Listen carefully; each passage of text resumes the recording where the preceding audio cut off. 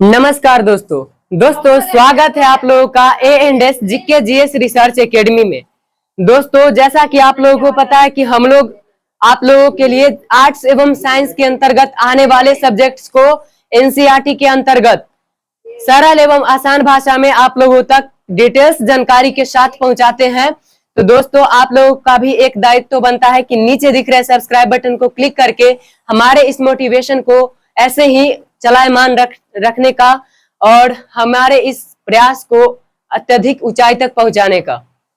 दोस्तों यदि आप विभिन्न प्रकार के सरकारी एग्जाम जैसे कि BPSC, BSSC, railway, banking, police, Bihar police इत्यादि की तैयारी यदि करते हैं तो आप गूगल कर लीजिएगा कि एनसीईआरटी इसका एक बेसिक कंसेप्ट होता है। यानी कि एनसीईआरटी अगर आपका क्लियर रहेगा तो आप किसी भी सरकारी एग्जाम की तैयारी आसानी से कर सकते हैं। यानी कि उसमें आपको बहुत कम समय लगेगा और आपको उसकी समझ बहुत अच्छे से होगी।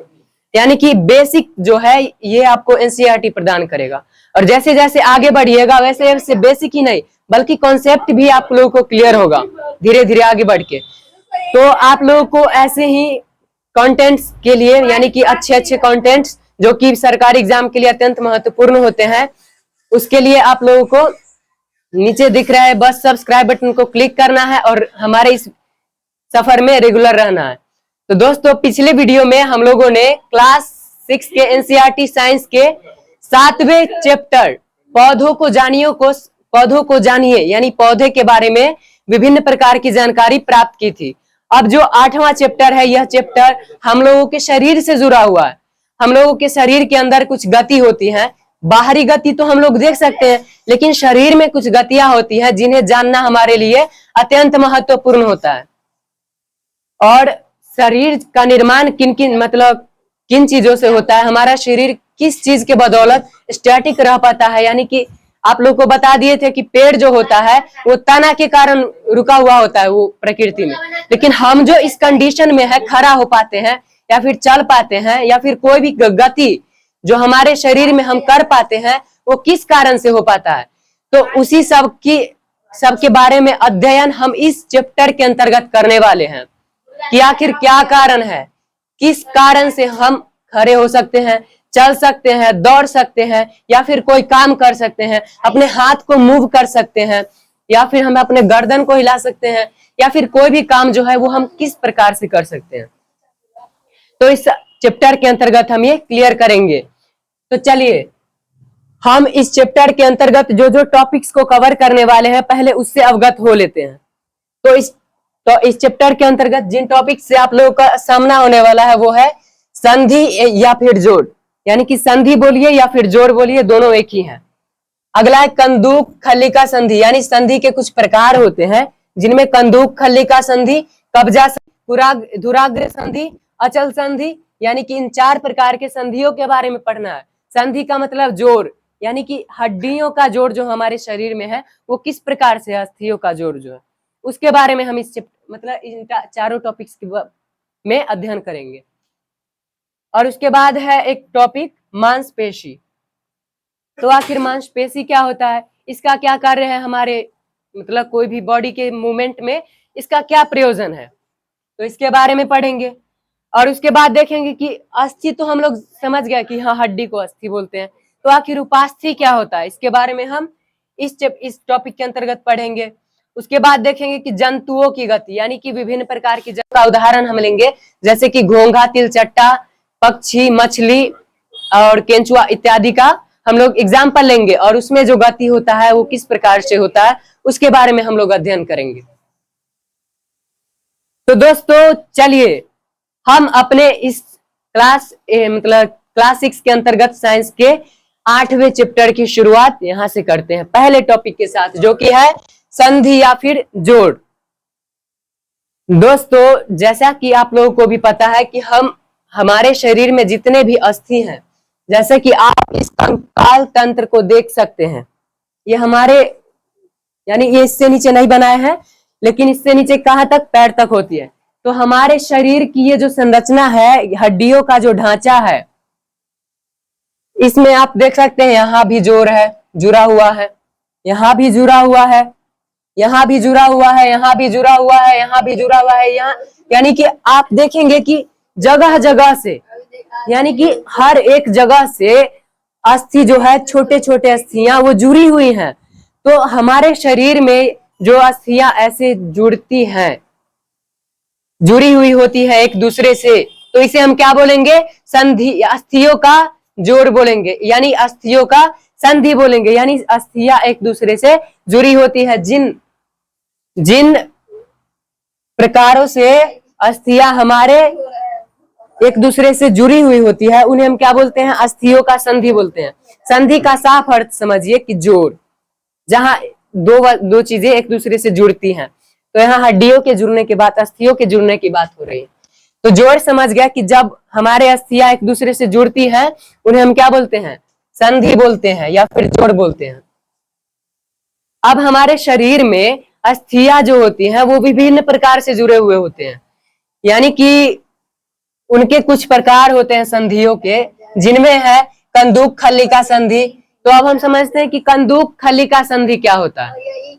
दोस्तों, उसके लिए आपको एक प्रैक्टिकल एग्जांपल देना चाहेंगे कि जैसे कि ये बॉल हो गया, ठीक है, ये जो आप बॉल देख रहे हैं, तो मान लेते हैं जो मेरा हाथ है ये कटोरा के शेप का, आप समझिए कटोरा के शेप का, और ये जो पॉइंट है इसको आप अपने हाथ की हथेली यानी लंबवत समझिए कि इससे हाथ निकल रहा है। ये जो पॉइंट दो आप देख पा रहे हैं, जैसे कि ये हम ऐसा रख दिए, तो ये क्या हुआ? ये ज्वाइंट हो गया ना, हम इसको खींचेंगे तो ये नहीं निकलेगा, तो ये क्या हुआ? ज्वाइंट हुआ। तो कुछ हाथ कुछ इसी प्रकार से जुड़ा हुआ होता है। ये जो केहूने की जो, इसको आगे पढ़ेंगे, पहले आप समझिए। ये जो कंदूक है, मान लेते हैं कि इससे हड्डियां जुड़ी हुई है, हड्डी जुड़ी हुई है, ऐसा मोटा आकार का हड्डी जुड़ा हुआ है इससे, और हमारे अस्थि जो होता है कुछ इसी प्रकार से होता है, किनारों से हल्का ऐसा होगा और बीच से थोड़ा सा पतला हो जाता है। तो क्या होगा? ऐसा जुड़ा हुआ है, तो आप इस मतलब ये जो बिंदु है यानी कि जो हड्डी है, इसको आप इधर भी घुमा सकते हैं। यानी कि हम मान लेते हैं कि ये मेरा हाथ है और इस प्रकार से जुड़ा हुआ है। यहाँ पे कंदूक खलिका का क्या अर्थ होता है? कटोरा एवं गेंद का जो संधि होता है, कुछ उस प्रकार से समझिए। जैसे यहाँ पर मेरा हाथ जुड़ा हुआ, तो आप जब गेंद है तो इसको तो हम किसी भी दिशा में घुमा सकते हैं ना। जब गेंद है तो गेंद को तो आप किसी भी दिशा में घुमा सकते हैं, जैसे कि, तो इसी संधि के कारण यानी कि कंदूक खलिका जो संधि है, इसी के कारण, जैसे कि हम देखिए अपने हाथ को, आप अपने भी ट्राई कर सकते हैं। ये हम ऊपर किए हुए, इसको आप सीधे भी कर सकते हैं, नीचे भी ले जा सकते हैं, और फिर वापस इसको पीछे से ही ऐसा पीछे से ऊपर कर सकते हैं और फिर इसको ला सकते हैं, यानी कि आप घुमा सकते हैं। और वैसे ही केहूनी के द्वारा भी आप देखिए इधर भी घुमा सकते हैं। तो ये क्या है? कंदूक खलिका संधि है। केहूनी में या फिर कंधे की जो अस्थि है, ये जो जुड़ी हुई है, वो किस संधि के कारण जुड़ी हुई है? कंदूक खलिका संधि। कंदूक खलिका संधि में क्या होती है? इसके मतलब इसमें क्या है कि मान लेते हैं कि ये गेंद के आकार की होती है और ये जो होती है इधर से पतली हो जाती है, ठीक है, ये गेंद के आकार की हुई, और ये जो होती है ये कटोरे की जैसी एक संरचना होती है। ये जो हड्डी है ये कटोरे के आकार की है, ये वाला मान लेते हैं कि ये हड्डी है और ये वाला जो है ये हड्डी है। तो ये क्या होता है? ये फंसा हुआ होता है, और ये आप देखेंगे कि ये जो है ये ऊपर भी घूम सकता है, यानी कि ये जो है ये ऊपर भी ऐसे मूव कर सकता है और ये नीचे भी मूव कर सकता है, यहाँ तक पूरा मूव कर सकता है। और ये जो है इस कटोरे आकार का, और ये गोलीय होने के कारण ये इधर भी मूव कर सकता है। 3D में हम दिखा नहीं सकते, आपको 2D है, इसलिए 3D होता तो आप अच्छे से समझ सकते थे। तो सब कुछ धीरे धीरे होगा, आप लोगों का सहयोग रहा तो तब तक किसी के द्वारा समझ लेते हैं, समझने में कोई दिक्कत नहीं है। तो इसको आप आगे भी कर सकते हैं और पीछे भी कर सकते हैं, यानी कि 360 डिग्री तो नहीं कर सकते हैं, लेकिन बहुत हद तक आप इसको, जैसे इधर भी घुमा सकते हैं, हम इधर भी घुमा सकते हैं, इधर भी घुमा सकते हैं, इधर भी घुमा सकते हैं, पीछे भी ले जा सकते हैं, यानी कि इधर भी ले जा सकते हैं, इधर भी आप इस संधि में ले जा सकते हैं अपने। यानी कि कंदूक खलिका संधि जो होती है, ये दो अस्थियों के बीच ऐसी संधि होती है जिसमें आप उस संधि से जुड़े जो हड्डी होती है, अस्थि होती है, उसको किसी भी एंगल तक घुमा सकते हैं, यानी कि अधिकतम एंगल तक आप घुमा सकते हैं इस प्रकार की जो संधि होती है उससे जुड़े अस्थि को। तो इसका उदाहरण क्या हो गया? केहूनी की हड्डी, केहूनी की अस्थि, और किसका? कंधे की अस्थि। ठीक है, तो ये एग्जाम्पल हो गया इसका। अगला क्या है, कब्जे की संधि। कब्जा कहने से हमारा तात्पर्य आप इससे भी समझ सकते हैं कि दरवाजे में कब्जा लगा हुआ होता है। जो दरवाजा होता है काठ का, यानी कि लकड़ी का जो दरवाजा होता है उसमें कब्जा लगा हुआ होता है। और वो कब्जा जो होता है वो क्या करता है, आप ध्यान से देखिएगा, आप ये घर पर एग्जाम्पल कर सकते हैं। जैसे कि आप दरवाजा खोलते होंगे तो अंदर की तरफ खुलता है। अधिकतम दरवाजे की अगर हम बात करें तो वो अंदर की ओर खुलता है, और बाहर उसको करेंगे ऐसे करके तो बंद हो जाएगा। और उसको यदि मान लेते हैं कि ये गेट हुआ, ये जो गेट है इसको आप यदि ऐसे करके करते हैं तो ये खुल जाता है, और ऐसे करके खोलेंगे बाहर की ओर तो बाहर की ओर नहीं खुलता है, यानी कि वो एक ही दिशा में होती है। वो क्या होता है कि एक ही दिशा में खुलता है।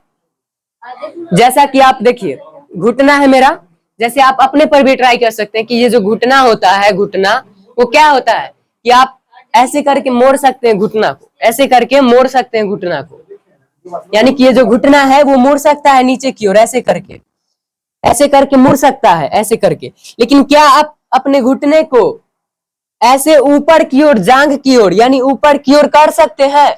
नहीं। जैसे कि ये घुटना है तो क्या आप इसे ऐसे ऊपर की ओर कर सकते हैं? उल्टा नहीं कर सकते हैं। यदि कीजिएगा तो टूट जाएगा, क्योंकि ये जो संधि होता है कब्जे की संधि होती है। जिस प्रकार दरवाजे को आप अंदर की ओर करते हैं तो खुलता है, और बाहर की ओर करेंगे तो नहीं खुलेगा। अगर बाहर की ओर जबरदस्ती कीजिएगा और ज्यादा बल लगाइएगा तो क्या होगा, टूट जाएगा। ठीक उसी प्रकार से यदि आप घुटने की जो यानी नीचे वाला जो पैर है उसे आप घुटने से ऐसे कीजिएगा नीचे, तब तो ठीक है, कोई दिक्कत नहीं है। लेकिन जब आप ऊपर बल लगाइएगा, अत्यधिक बल से ऊपर कीजिएगा तो आपका घुटना क्रैक गया, टूट जाएगा। जैसे इसको ऊपर करेंगे तो टूट जाएगा।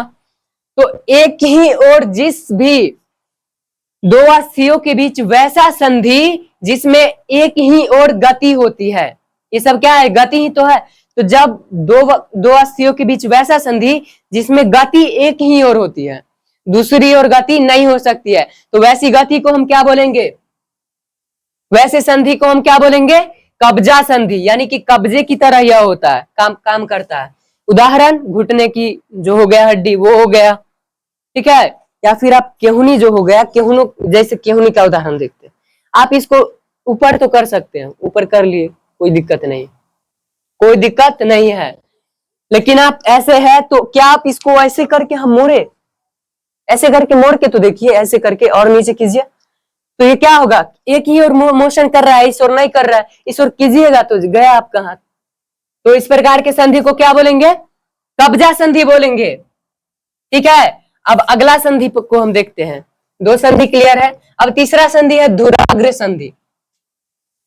ये धुराग्र संधि जो होता है इसमें मतलब केहुनी जो था, यानी ये संधि कौन सा था, संधि था कंदुक खलिका संधि था। उसमें ये बाह जो था इसको आप तुम घुमा सकते हैं, जिधर मन तिधर घुमा सकते हैं। उसके बाद कब्जा संधि में आप एक और आसानी से घुमा सकते हैं। लेकिन ये जो संधि है धुराग्र संधि, इसमें आप किसी वैसे अस्थि होता है जिसमें सिर्फ झुका सकते हैं, जैसा कि आप गर्दन की संधि जो होती, गर्दन की जो संधि होती है, जैसा देखिए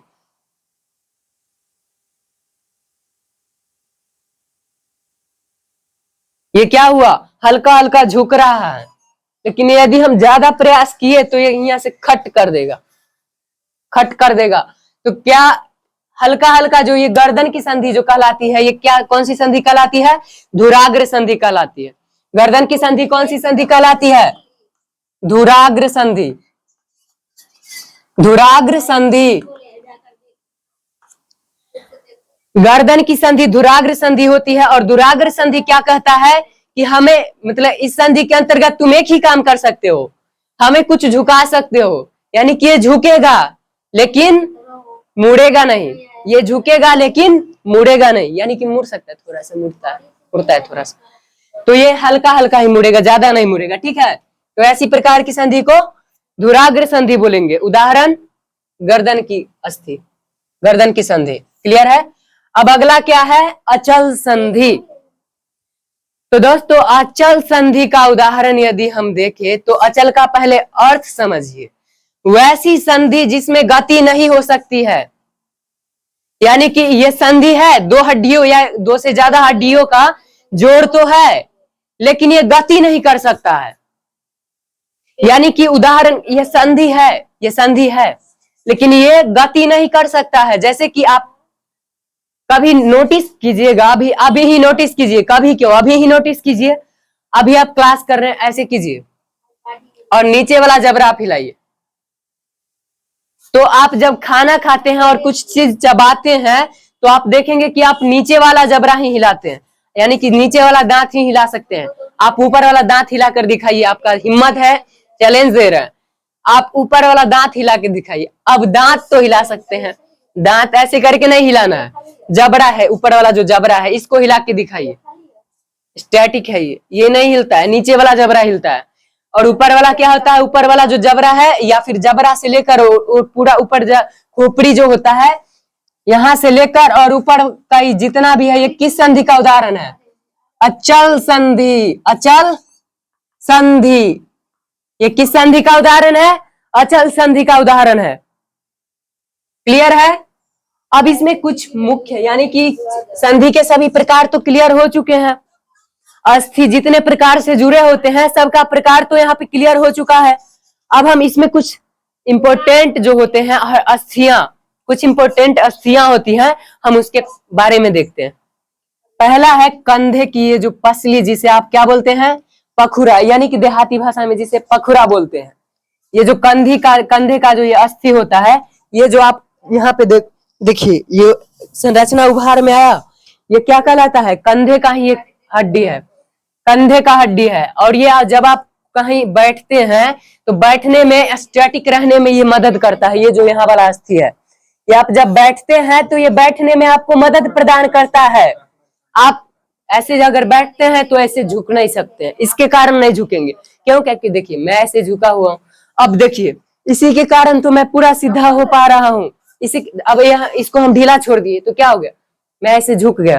तो आप ऐसे तो मैं पूरा झुक जाता है, अगर ये नहीं होता तो मैं अभी झुकना थोड़ी है, हमको पूरा नीचे थोड़ी गिरना है, नहीं। तो ऐसे उदाहरण के तौर पे आपको बता रहा हूँ, यदि ये ना होता तो अब हम गिर जाते नीचे, बैठ नहीं सकते, स्टैटिक नहीं रह सकते। और ये है तो हम सीधे पूरा तन के खड़े हुए हैं। तो इसका आप धन्यवाद कीजिए पीछे, तभी तो कभी कभी होता है धन्यवाद, यहाँ पे देता है सब। ठीक है, तो क्लियर है? कंधे की अस्थि आप समझ गए। अब दूसरा क्या है? पसली पंजर। ये जो आप यहाँ से यहाँ तक की संरचना देख रहे हैं, ये हड्डियों की संरचना एक होती है। ये यहाँ से जाता है और गोलाई में ऐसा करके, गोलाई में ऐसा करके, गोलाई में गोला गोला संरचना, एक गोलाकार का होता है लेकिन गोला नहीं होता है। तो ये जो संरचना होता है, ये एक पिंजरे की आकार का संरचना ले लेती है। पिंजरा, ये पिंजरास्थि पिंजर होता है। तो ये पिंजरे की आकार का एक ऐसा संरचना होता है, ऐसा संरचना ले लेता है, जिस कारण से इसे क्या बोलते हैं? पसली पंजर बोलते हैं। जिस कारण से इसे पसली पंजर बोलते हैं।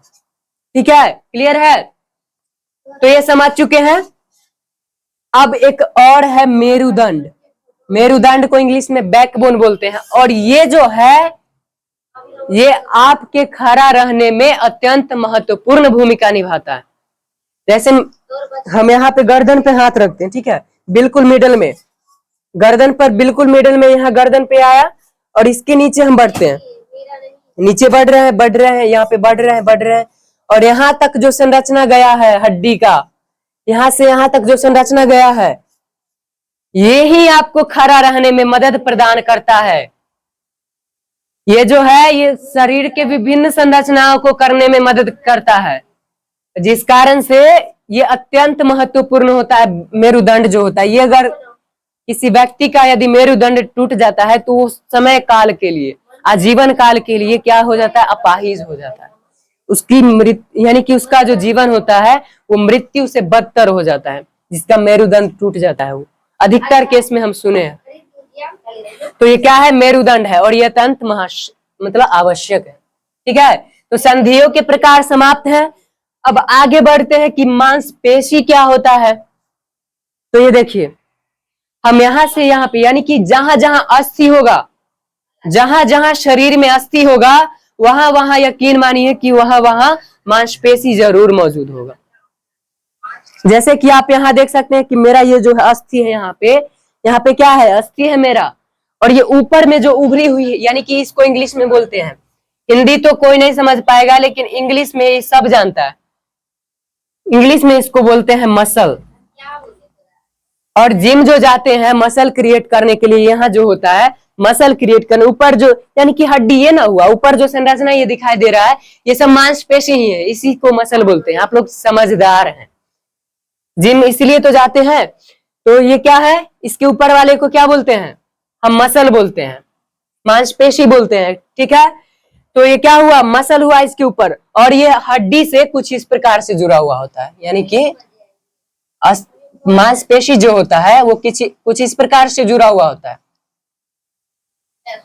सभी जगह होते हैं, जहां जहां अस्थि है वहां वहां मांसपेशी जरूर होगा, यकीन मानिए।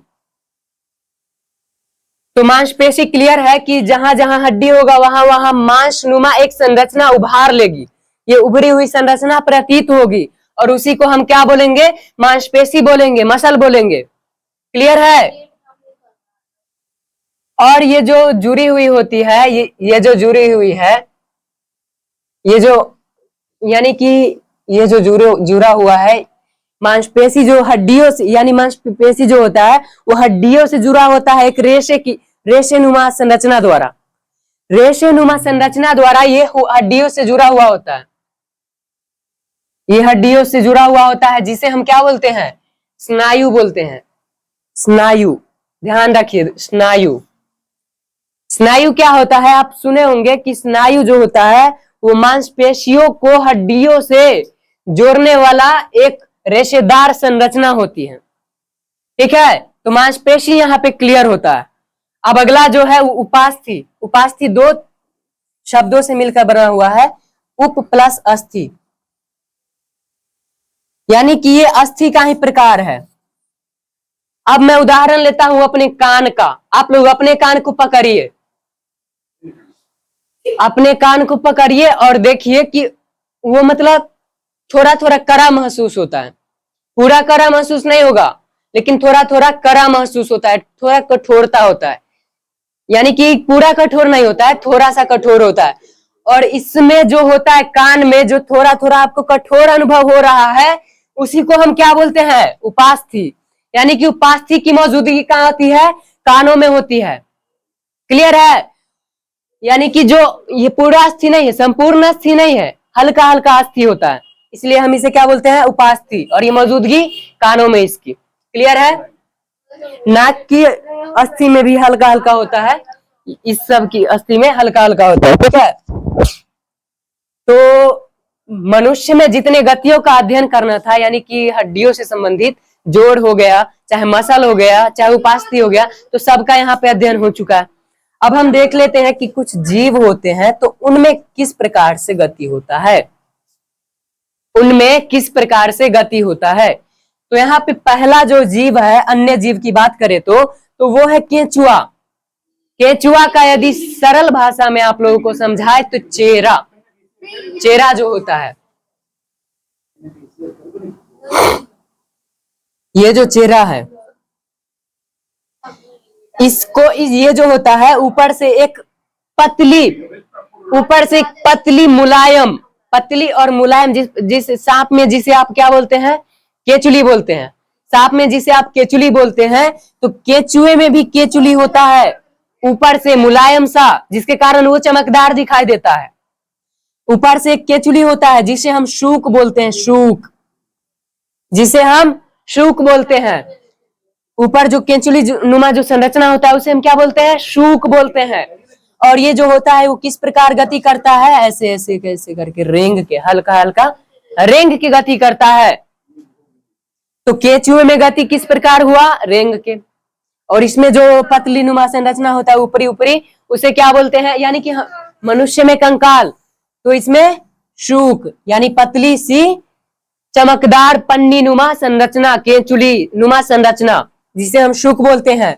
और इसमें अस्थि नाम का कोई चीज होता ही नहीं है इसमें, यानी कि केचुए में अस्थि नाम का कोई चीज नहीं होता, इसमें हड्डी होता ही नहीं है। क्लियर है। यानी कि इसमें अस्थि नहीं होता है। अब दूसरा क्या है, घोंघा। तो घोंघा में जिस प्रकार कर्ण कवच लेकर, यानी कि कर्ण जो थे दानवीर कर्ण, वो कवच के साथ जन्मे थे। तो घोंघा जो होता है, हर एक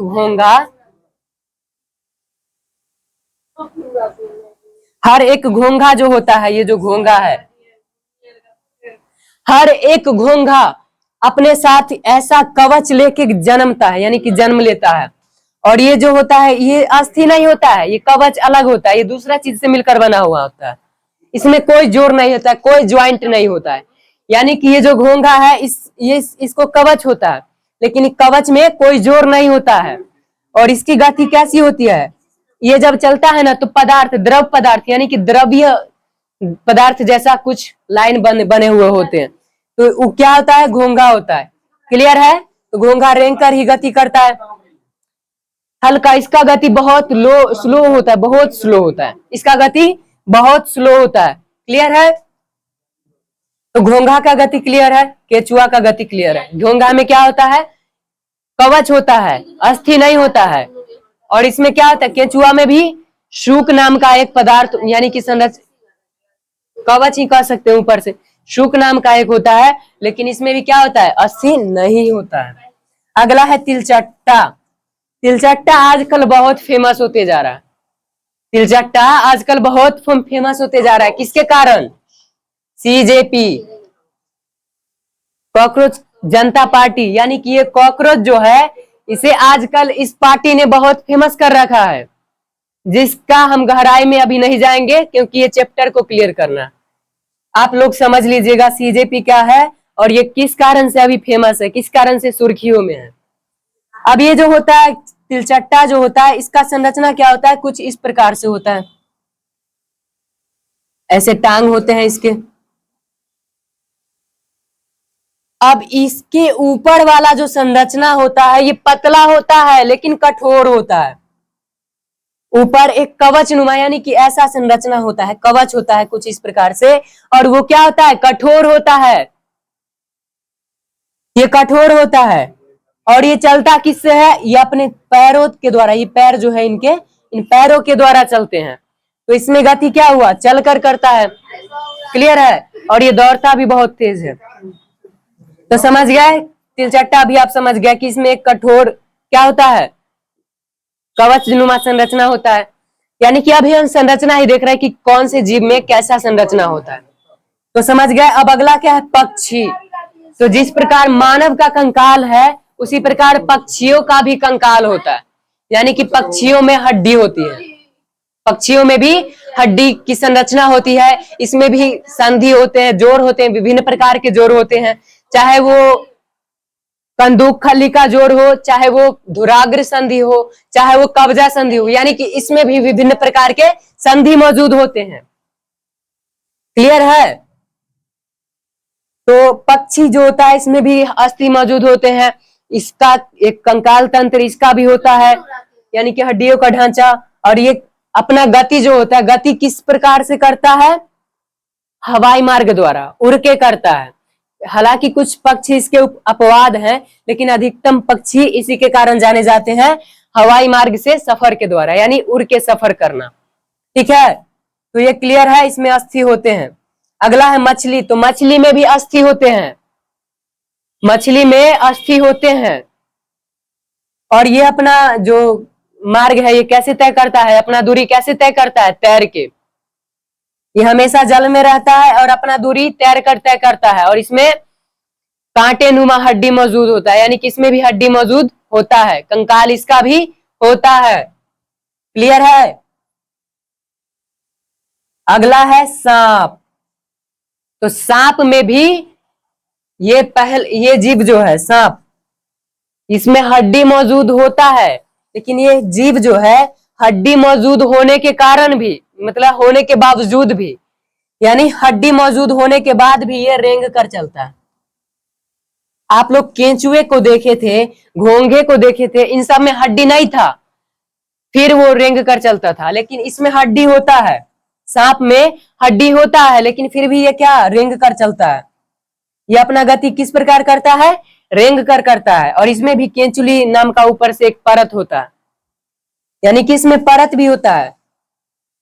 और हड्डी भी होता है, और ये काम क्या करता है, रेंग कर चलता है। इसलिए सब कहते हैं कि सांप वफादार नहीं होता, इस पर भरोसा मत करो, क्योंकि ये तो हड्डी के साथ भी रेंग कर चल रहा है। ठीक है, तो यहां से संधि से हम शुरू किए थे इस चैप्टर में। संधि क्या है इसके बारे में बताना स्टार्ट किए थे। उसके बाद मानव में इस पिक्चर के जरिए बहुत सारे मतलब संधि कौन कौन से होते हैं, कौन कौन संधि कहाँ होते हैं, मतलब हमारे किस संधि यानी किस हड्डी में कौन सी संधि पाई जाती है, इस सब की चर्चा किए थे। और उसके बाद लास्ट में कुछ जंतुओं के गति को यानी जंतुओं के गति को देखे थे, उसकी संरचना किससे बनी होती है, हड्डी होती है या नहीं, इसको हम देखे थे। तो दोस्तों आशा है कि आपको ये क्लास समझ में आई होगी और आप इसको अपने बेसिक के तौर पर और एडवांस यानी कि ये समझ के और इस